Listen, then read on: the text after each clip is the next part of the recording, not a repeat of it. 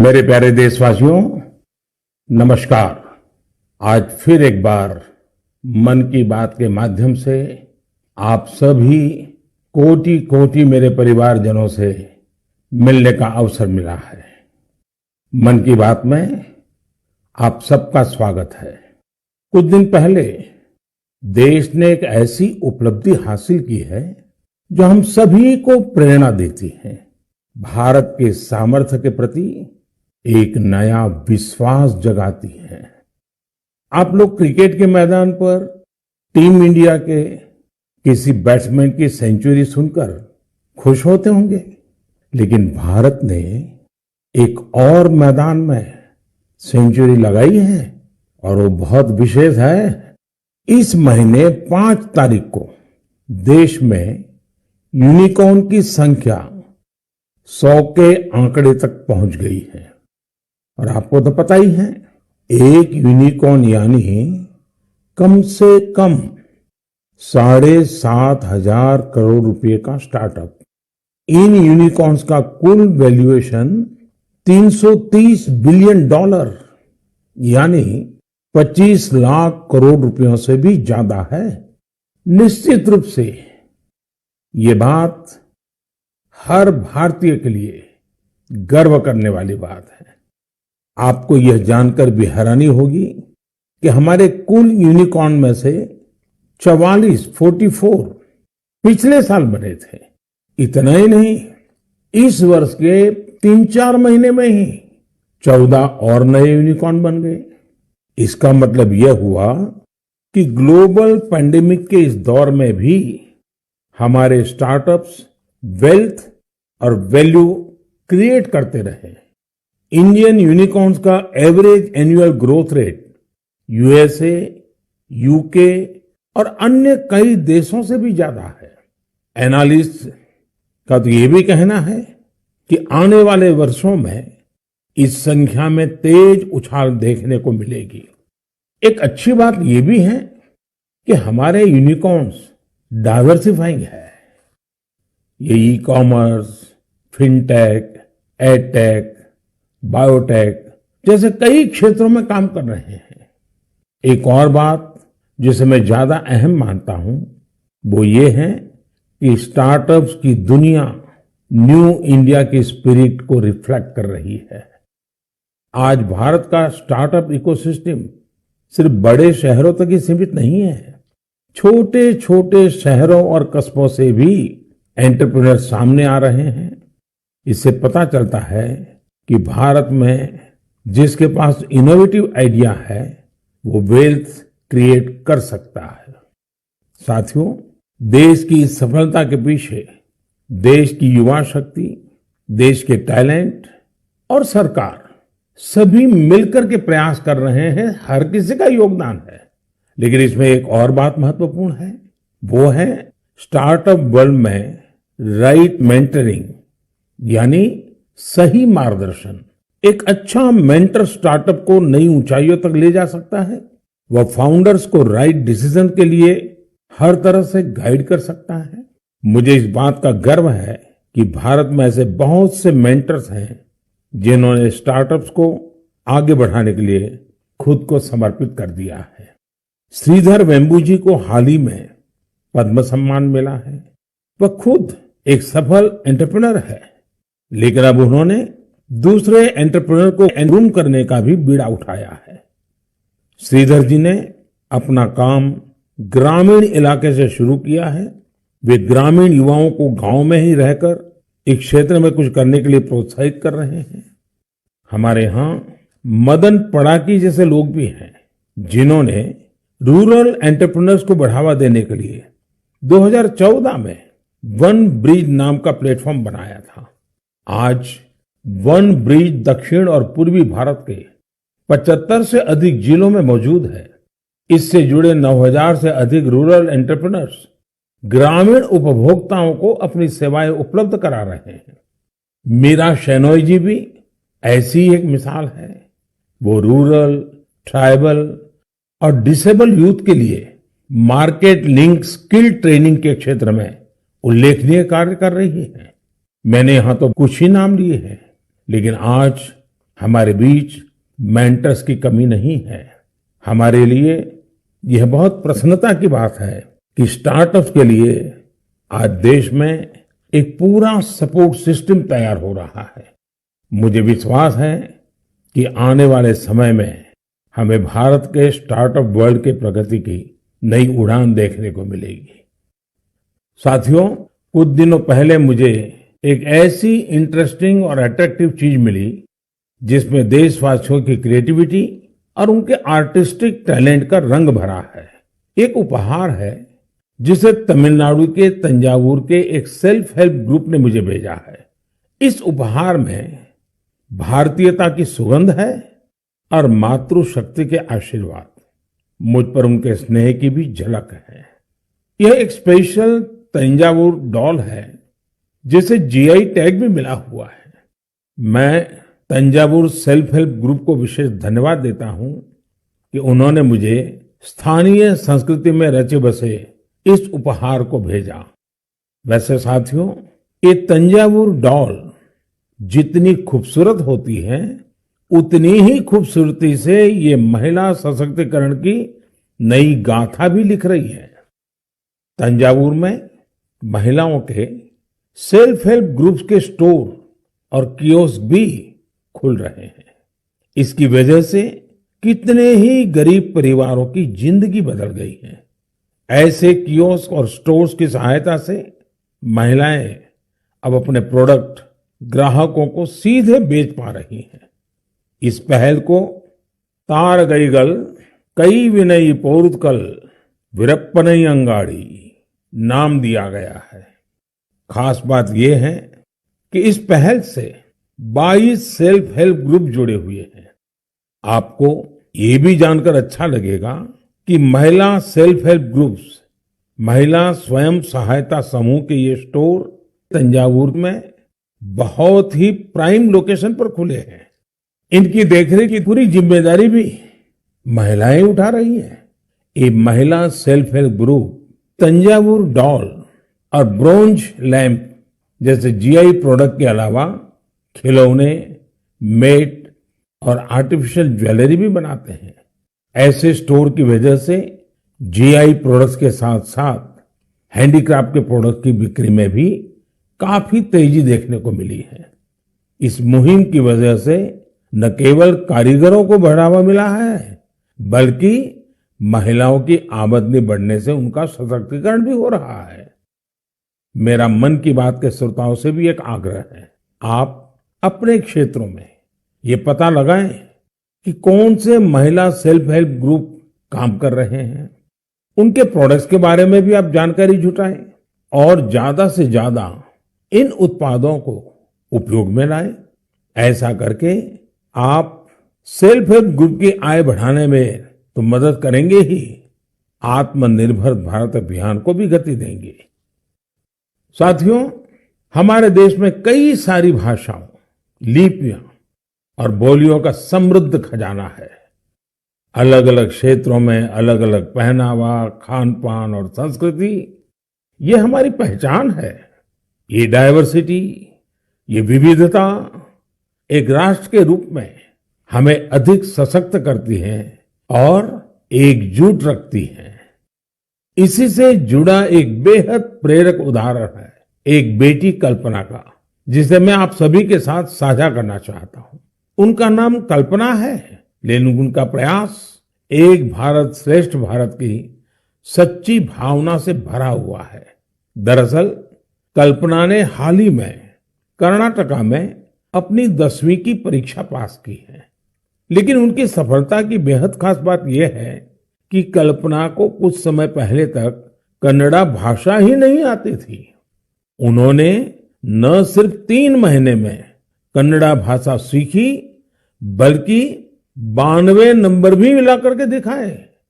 आपको ये जानकर हैरानी हो रही होगी, लेकिन ये सच है।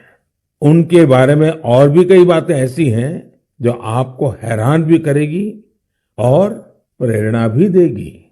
कल्पना मूल रूप से उत्तराखंड के जोशीमठ की रहने वाली है।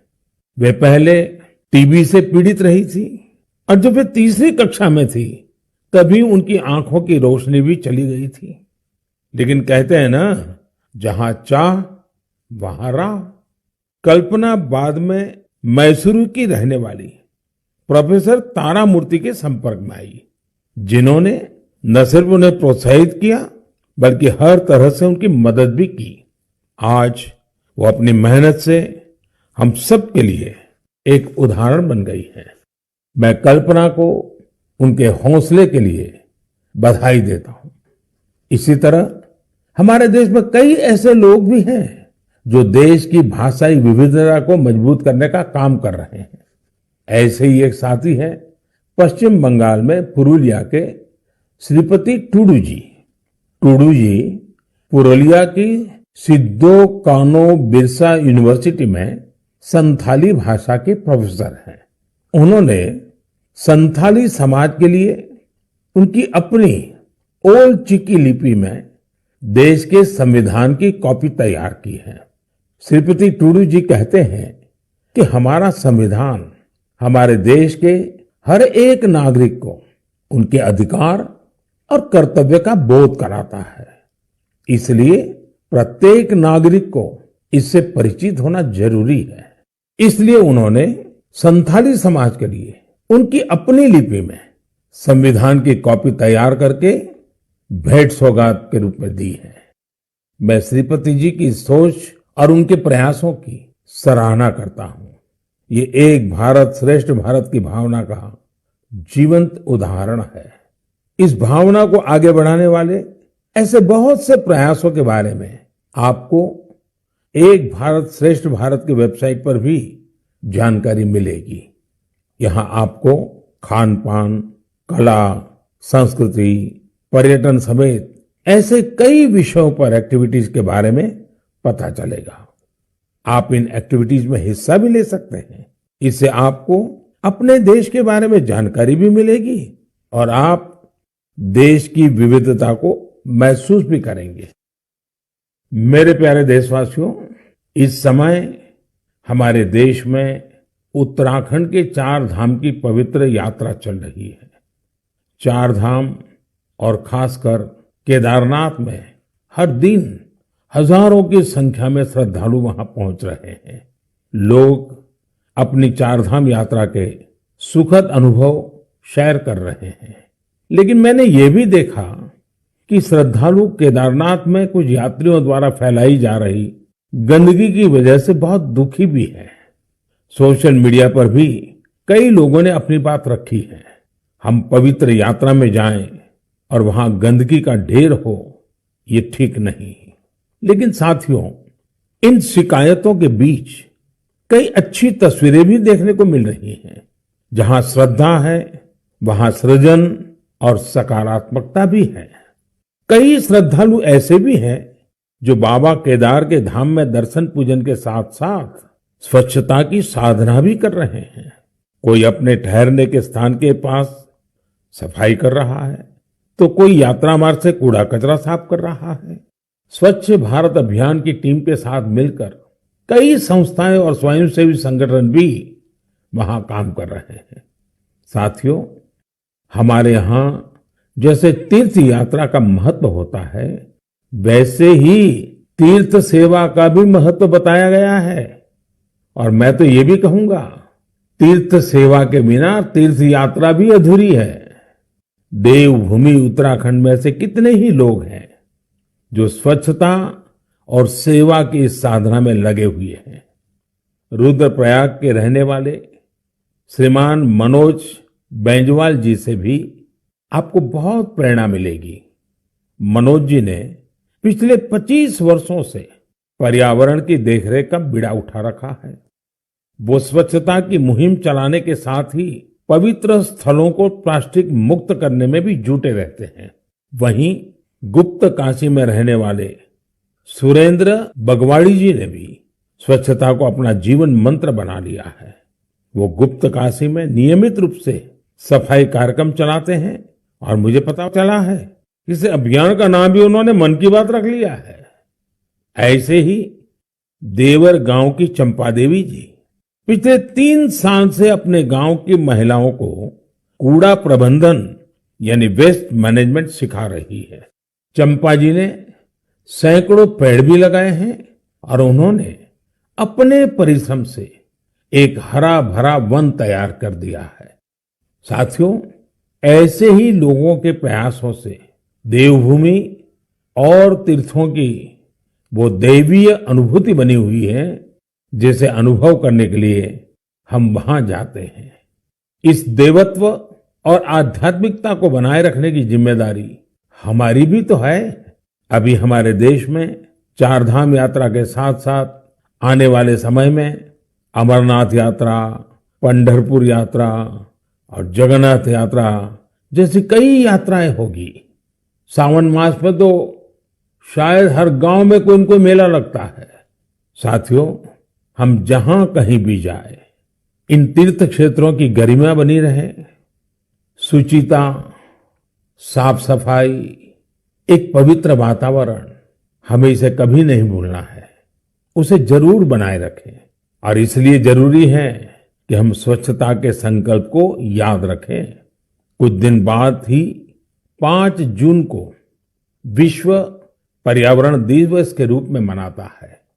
पर्यावरण को लेकर हमें अपने आसपास की सकारात्मक अभियान चलाने चाहिए और ये निरंतर करने वाला काम है। आप इस बार सबको साथ जोड़कर स्वच्छता और वृक्षारोपण के लिए कुछ प्रयास जरूर करें। आप खुद भी पेड़ लगाइए और दूसरों को भी प्रेरित करिए।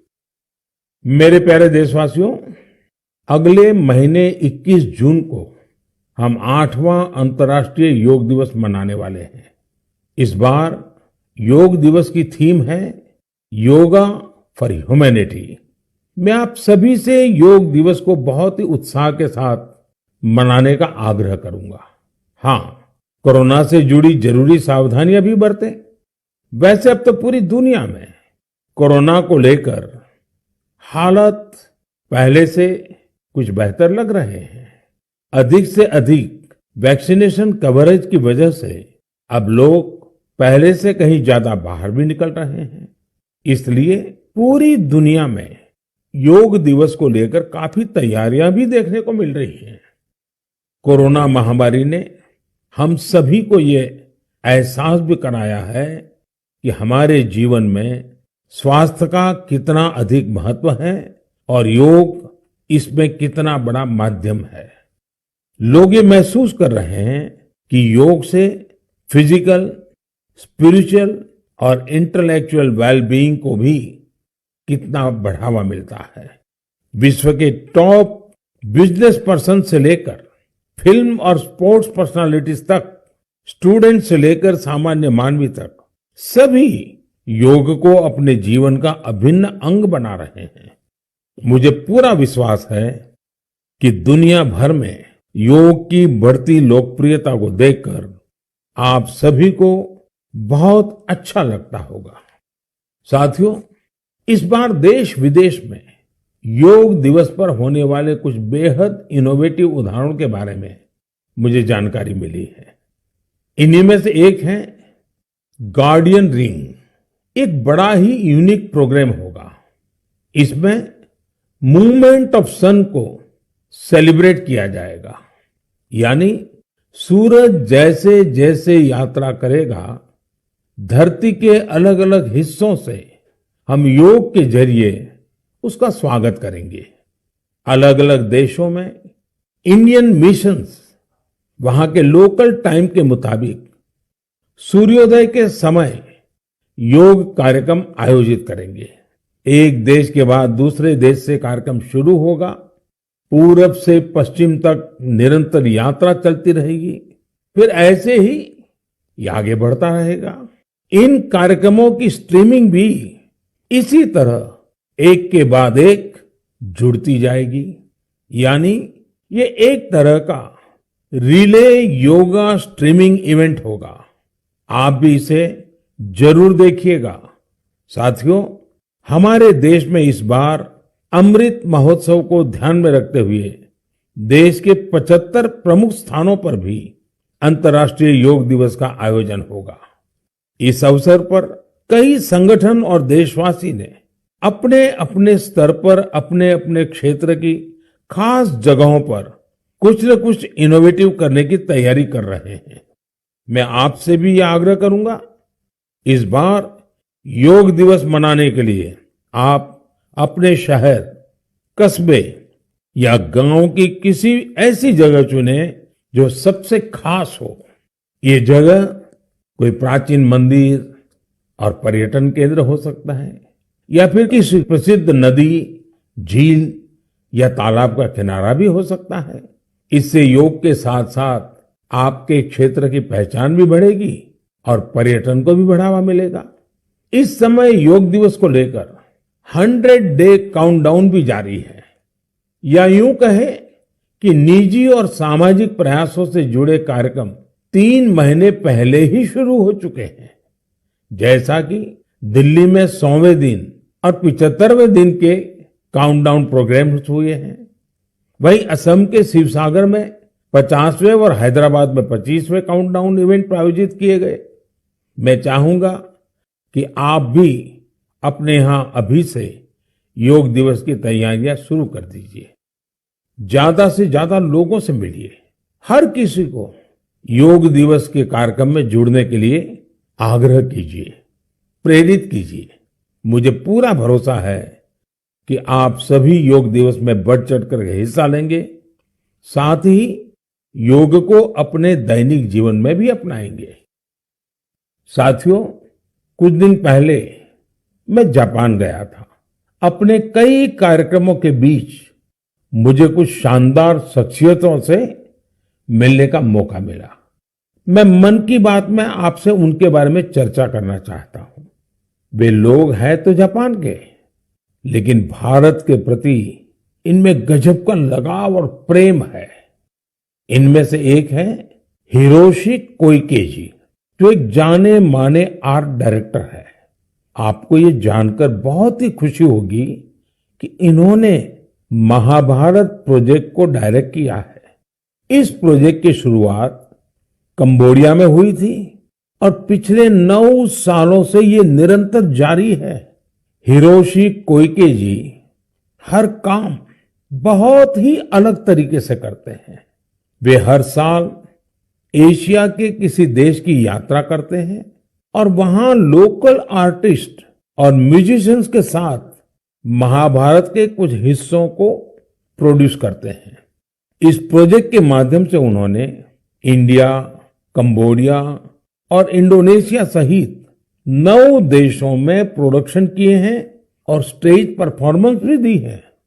हिरोशी कोइके जी उन कलाकारों को एक साथ लाते हैं जिनका क्लासिकल और ट्रेडिशनल एशियन परफॉर्मिंग आर्ट्स में डाइवर्स बैकग्राउंड रहा है। इस वजह से उनके काम में विविध रंग देखने को मिलते हैं। इंडोनेशिया, थाईलैंड, मलेशिया और जापान के परफॉर्मर्स जावा नृत्य, बाली नृत्य, थाई नृत्य के जरिए इसे और आकर्षक बना देते हैं। खास बात यह है कि इसमें प्रत्येक परफॉर्मर अपनी ही मातृभाषा में बोलता है और कोरियोग्राफी बहुत ही खूबसूरती से इस विविधता को प्रदर्शित करती है। और म्यूजिक की डाइवर्सिटी इस प्रोडक्शन को और जीवंत बना देती है। उनका उद्देश्य इस बात को सामने लाना है कि हमारे समाज में डाइवर्सिटी और कोएग्जिस्टेंस का क्या महत्व है और शांति का रूप वास्तव में कैसा होना चाहिए। इनके अलावा मैं जापान में जिन अन्य 2 लोगों से मिला वे हैं आत्सुशी मात्सुओ जी और केंजी योशी जी। ये दोनों ही टेम प्रोडक्शन कंपनी से जुड़े हैं। इस कंपनी का संबंध रामायण की उस जापानीज एनिमेशन फिल्म से है जो 1993 में रिलीज हुई थी। यह प्रोजेक्ट जापान के बहुत ही मशहूर फिल्म डायरेक्टर युगो साकोजी से जुड़ा हुआ था। करीब 40 साल पहले 1983 में उन्हें पहली बार रामायण के बारे में पता चला था। रामायण उनके हृदय को छू गई, जिसके बाद उन्होंने इस पर गहराई से रिसर्च शुरू कर दी। इतना ही नहीं, उन्होंने जापानी भाषा में रामायण के 10 वर्जन्स पढ़ डाले। और वो इतने पर ही नहीं रुके, वे इसे एनिमेशन में भी उतारना चाहते थे। इसमें इंडियन एनिमेटर्स ने भी उनकी काफी मदद की। उन्हें फिल्म में दिखाए गए भारतीय रीति रिवाजों और परंपराओं के बारे में गाइड किया गया।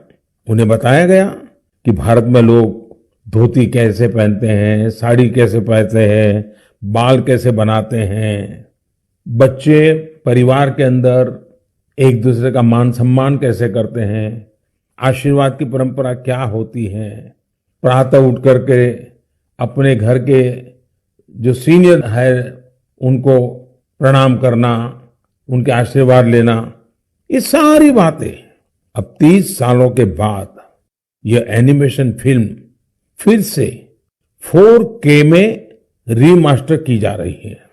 इस प्रोजेक्ट के जल्द ही पूरा होने की संभावना है। हमसे हजारों किलोमीटर दूर जापान में बैठे लोग जो न हमारी भाषा जानते हैं, जो न हमारी परंपराओं के बारे में उतना जानते हैं, उनका हमारी संस्कृति के लिए समर्पण, ये श्रद्धा, ये आदर बहुत ही प्रशंसनीय है। कौन हिंदुस्तानी इस पर गर्व नहीं करेगा। मेरे प्यारे देशवासियों, स्व से ऊपर उठकर समाज की सेवा का मंत्र, सेल्फ फॉर सोसाइटी का मंत्र हमारे संस्कारों का हिस्सा है। हमारे देश में अनगिनत लोग इस मंत्र को अपना जीवन ध्येय बनाए हुए हैं। मुझे आंध्र प्रदेश में मरकापुरम में रहने वाले एक साथी राम भूपाल रेड्डी जी के बारे में जानकारी मिली। आप जानकर हैरान रह जाएंगे कि राम भूपाल रेड्डी जी ने रिटायरमेंट के बाद मिलने वाली अपनी सारी कमाई बेटियों की शिक्षा के लिए दान कर दी है। उन्होंने करीब करीब 100 बेटियों के लिए सुकन्या समृद्धि योजना के तहत खाते खुलवाए और उसमें अपने 25 लाख से ज्यादा रुपए जमा करवा दिए। ऐसे ही सेवा का एक और उदाहरण यूपी में आगरा के कचौरे गांव का है। काफी साल से इस गांव में मीठे पानी की किल्लत थी। इस बीच गांव के एक किसान कुंवर सिंह को गांव से 6-7 किलोमीटर दूर अपने खेत में मीठा पानी मिल गया। ये उनके लिए बहुत खुशी की बात थी। उन्होंने सोचा क्यों न इस पानी से बाकी सभी गांववासियों की भी सेवा की जाए। लेकिन खेत से गांव तक पानी ले जाने के लिए 30-32 लाख रुपए चाहिए थे। कुछ समय बाद कुंवर सिंह के छोटे भाई श्याम सिंह सेना से रिटायर होकर गांव आए तो उन्हें ये बात पता चली। उन्होंने रिटायरमेंट पर मिली अपनी सारी धनराशि इस काम के लिए सौंप दी और खेत से गांव तक पाइपलाइन बिछाकर गांव वालों के लिए मीठा पानी पहुंचाया। अगर लगन हो, अपने कर्तव्यों के प्रति गंभीरता हो, तो एक व्यक्ति भी कैसे पूरे समाज का भविष्य बदल सकता है, ये प्रयास इसकी बड़ी प्रेरणा है। हम कर्तव्य पथ पर चलते हुए ही समाज को सशक्त कर सकते हैं, देश को सशक्त कर सकते हैं। आजादी के इस अमृत महोत्सव में यही हमारा संकल्प होना चाहिए और यही हमारी साधना भी होनी चाहिए, और जिसका एक ही मार्ग है, कर्तव्य, कर्तव्य और कर्तव्य। मेरे प्यारे देशवासियों, आज मन की बात में हमने समाज से जुड़े कई महत्वपूर्ण विषयों पर चर्चा की। आप सब अलग अलग विषयों से जुड़े महत्वपूर्ण सुझाव मुझे भेजते हैं और उन्हीं के आधार पर हमारी चर्चा आगे बढ़ती है। मन की बात के अगले संस्करण के लिए अपने सुझाव भेजना भी मत भूलिएगा। इस समय आजादी के अमृत महोत्सव से जुड़े जो कार्यक्रम चल रहे हैं, जिन आयोजन में आप शामिल हो रहे हैं, उनके बारे में भी मुझे जरूर बताइए। नमो ऐप और माय गॉव पर मुझे आपके सुझावों का इंतजार रहेगा। अगली बार हम एक बार फिर मिलेंगे, फिर से देशवासियों से जुड़े ऐसे ही विषयों पर बातें करेंगे। आप अपना ख्याल रखिए और अपने आसपास सभी जीव जंतुओं का भी ख्याल रखिए। गर्मियों के इस मौसम में आप पशु पक्षियों के लिए खाना पानी देने का अपना मानवीय दायित्व भी निभाते रहें। ये जरूर याद रखिएगा। तब तक के लिए बहुत बहुत धन्यवाद।